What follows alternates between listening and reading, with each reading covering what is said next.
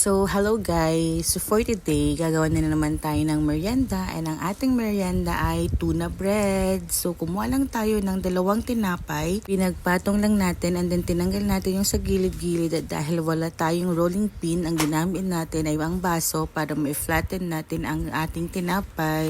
And kinoat ko nga pala siya sa egg at breadcrumbs. And nilagay ko lang siya sa pinakamahinang apoy and then pag lumubo na siya ng ganito ay hahatiin natin sa gitna at ilalagay natin yung tuna, repolyo at nilagyan ko lang siya ng mayonnaise.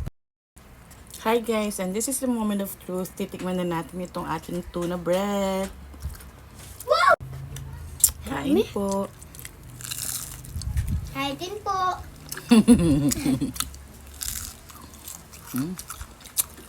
Sinalibre kayo dito ha? Ito.